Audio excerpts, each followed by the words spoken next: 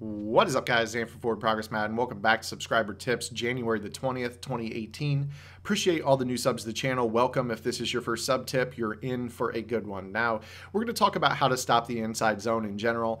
This is a concept that is kind of sweeping the nation right now. A lot of players are doing this out of the nickel 3-5. They're doing it out of the dollar. They're doing it out of all these formations that have 3 down linemen and more defensive backs on the field. Now, unfortunately, if you guys are following me and you're probably, interested in the defenses that I run, I'm more of a 4 down lineman guy because I feel like it's easier with the 4 down lineman to shoot gaps and get more consistent results out of those gaps. So what I'm going to do here is I'm going to show you the inside zone. And I'm going to show you this tactic that is very popular right now. So we're in the standard 4-3 stack or the 4-3 normal formation, and I'm in Tampa 2. And you can call this out of any format or any play, to be honest with you. The only rule is that you need a defensive end outside of the tackle when you want to stop the inside zone. So all you need to do to stop an inside zone is take an outside linebacker or any linebacker or a defensive back or a safety. It doesn't really matter. I could do this with Harrison Smith if I wanted to. And you just are going to stand to the outside of the defensive end about 4 to 5 yards off the ball, and you're going to aim at the B gap. So I'm aiming at the spot between number 72 and number 70. And when the ball's snapped, you should fly in untouched into the backfield. Now, if I had any stick, I make that hit stick on my own. But again, I'm not controlling 2 controllers. Now, again, like I said, it doesn't matter who you're using. You could do this trick with literally anyone and make this play on your own. So what this is doing is it's allowing us to stop the inside zone with a user against pretty much any inside zone in the game. So we're showing you the spread double flex right now. I'm going to go ahead and audible into the Trey Y flex, which is basically the trips tight end formation. Now, as you guys all know, trips tight end inside zone is one of the biggest pains to stop in the game. You're going to notice here that with this trick, that wide receiver in the slot cannot target us, and we're able to fly in and try to make that play. Now, if he chips us, there's still no lane. We have the defensive end setting the edge. We're still filling that gap, so they have nowhere to go back to. So again, I'll audible into that same one again. And you could kind of toy around with your placement based off of where the receivers are. But if there's a receiver in there, you're probably better off just standing about right here. That way, when the ball's snapped, he has to really work to come get you. You could still fly through that gap. So this is how I am doing this out of the 4-3. You could literally do this from any formation though, so I'm going to go ahead and show you another one. Again, like I said, the only real rule is that you need to have a defensive end who is able to play outside of the tackle on the run side of the formation. So we'll go ahead and show this here for you. I'm going to call the 4-3 over here. So this is my favorite formation in the game by far, the 4-3 over. You guys know that I like to adapt out of the play Fire Zone 2. But you could do this out of the 4-3 over as well. So you see here, all we need is a player who can play outside of the tackle. So in this example, we would go ahead and we could either use this outside linebacker is the player who's outside of the tackle, or we could spread our line to make sure Everson Griffen widened out just a little bit.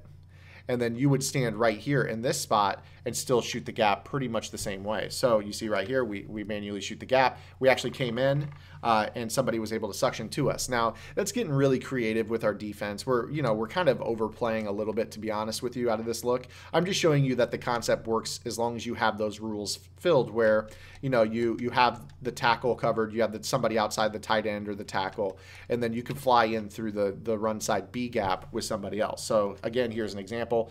You can just see that it fills the lanes really, really, really well in general. Now, I think that you're probably better off going into a formation that's a little bit more straightforward, some sort of, 4-3 normal 4-3 stack formation. If you gave your opponent something that looked like this, you're probably going to bait them into a spot where they think that the inside zone is safe, but you were able to shoot in manually. So I think that with these looks, these more spread looks, 4-3 normal, 4-3 stack, you're going to give your opponent kind of that you're baiting them into calling it situation. Whereas if you give them something that looks like this, I mean, they're probably not going to try to run the inside zone right at you because, to be honest with you, I could fly in, make those plays. That middle linebacker is unblocked, so there's really nowhere to go. You're not really giving them a look that would make them want to run the inside zone. Now, I've shown you a couple looks from the 4-3 formation. So let's go ahead and show you, for instance, quarters. Like corners would be a perfect example of a really easy bait that you could use. Now, the quarters defense, unfortunately, gets pancaked by ace personnel. So if they wanted to, they could come out and shotgun ace inside zone and try to pancake you. But I mean, if they have 3 defensive backs on the field and you really want to bait them into running the ball inside zone style, you could go ahead and do something like this. So you would want to make sure your defensive ends, again, are outside. You want to kind of stand in a spot like this. And that way, when the ball's snapped, you're able to fly straight in through that gap. Now, you see that I got chipped a little bit by the wide receiver. So that's where it's up to you to try to kind of manipulate where you want to stand. So like I talked about, if you have a slot wide receiver, you want to stand in a spot where it makes it very, very tough for them to reach you. So you see that the defensive end is way wide in this example. You could probably stand right behind him. You don't have to stand that far outside of him. That way, when the ball snapped, you see that we're able to try to get in there. You see how the wide receiver literally warps? It's going to be up to you to try to kind of toy with that and figure out where exactly you can stand to make this work. So if it's back further, you may want to try that. If it's a little bit closer to the line, maybe if it's flying in flat, you may want to try that. You can see right here that we're really, really close, though, and that gap is open. The only way that they're going to beat us is if that wide receiver is able to get a block on us. So you can kind of take this into the lab in any formation. So now you've seen I've stand too close to him. Maybe this time I stand a little bit further to the inside. Just make it tough on Tyreek Hill to get that block on me. And you can see here that that is the magic spot. You actually just kind of toy with it and figure out, oh, okay, well, when they have a slot receiver really close to the spot, I need to stand, you know, about over the left tackle's shoulder, about 5 yards off the ball, and then just fly straight in through the middle. And you can see that that does good work for you.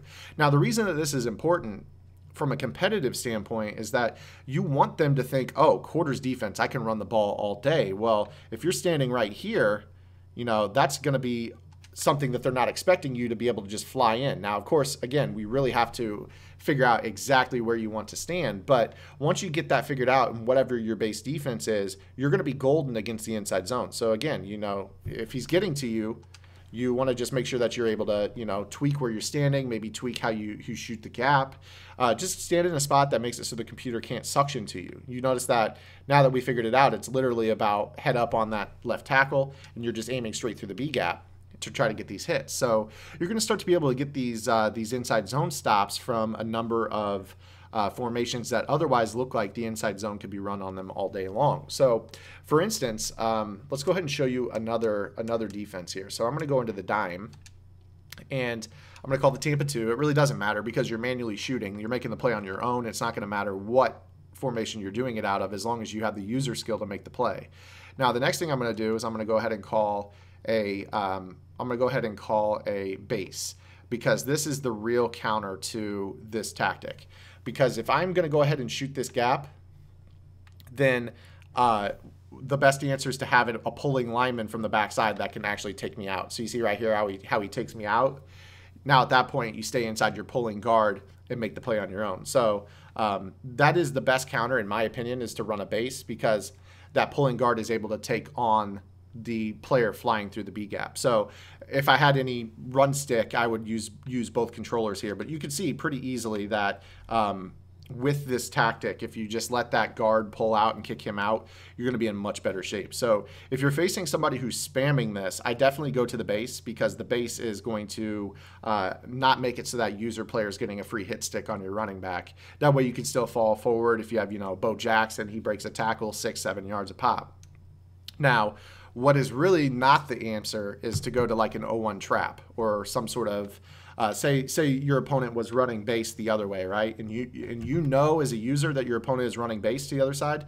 That actually makes the hole wider. You can see here that that guy pulls and I'm able to run in from behind. So the answer to the base is literally to user the player that's on the running back side rather than the side that the running back is running to. So you see in this example, if I know that he's running that base, I'm literally just going to fly in like this through the B gap and make a play. So it comes down to knowing where the run is going, whether or not they're running an inside zone, whether or not they're running a base. Truthfully, it comes down to knowing if they have base in their arsenal. If they're running the bunch weak with the base, you would probably go ahead and use her on the same side as the running back. If they're running the draw, you would probably use her on the opposite side of the running back, because you don't have to respect the base. And you see in this formation, if you have a situation where you have inside zone and base, if your opponent mixes it up, if they use the identifier ability on their MUT player where they can see who you're using, it would be wise to have both those runs in your audibles if you're facing somebody who's doing this tactic, because if they're using on the opposite side of your running back, you could go ahead and run the base. If they're using on the same side, you can audible to the inside zone. So by having both those in your quick audibles, you're now in a situation where you can kind of limit the impact of this tactic. So I definitely wanted to talk to you guys about how to do this. You're seeing it done by Dubby in the 335. You see it done by Joel in the dollar. A lot of pro players are going to be using this tactic at club series. So definitely want to evolve your offense a little bit from a shotgun run standpoint. I know a lot of you guys are big time passers. You like to throw the ball every down, probably 80% of the time. And, you run your draws and your inside zones 20% of the time. But if your opponent is able to run a defense where they can manually shoot and react to it and get you in the backfield for -2 or -3, more importantly, get hit sticks on your ball carrier whenever you run the ball just because of the way that they're setting their user in a certain position, then you have to really evolve your run game a little bit, even if you only run 20% of the time. So go ahead and mix in the base with your inside zone. You're going to need it because with the number of players that are going to start doing this tactic, I mean, I just showed you the community how to do it from a 4-down lineman set. Everyone else was doing it from 3-down linemen. Now you've got a situation where, I can bring 6 with my 4-3 over defense, bring pressure all the time when you pass, and then I can fall back into if you're mixing up the run and mixing the run into your game, I can fall back into this user manual shooting the gaps type of defense in the 4-3, the dime, even the quarter, as I've shown you. And it can present real problems. I mean, I've personally gone through this myself. I faced Dubby and Joel last week. Dubby was doing it to me from 325. Joel was doing this to me from the dollar. It's definitely a real challenge. So make sure you guys are hopping into the lab, starting to evolve your run game from your shotgun sets, because right now everybody out there is relying on this as a tactic for run defense more so than actually having good gap integrity. So the answer is definitely to make sure that you know who they're using or who their tendencies are to user if you don't have an identifier ability.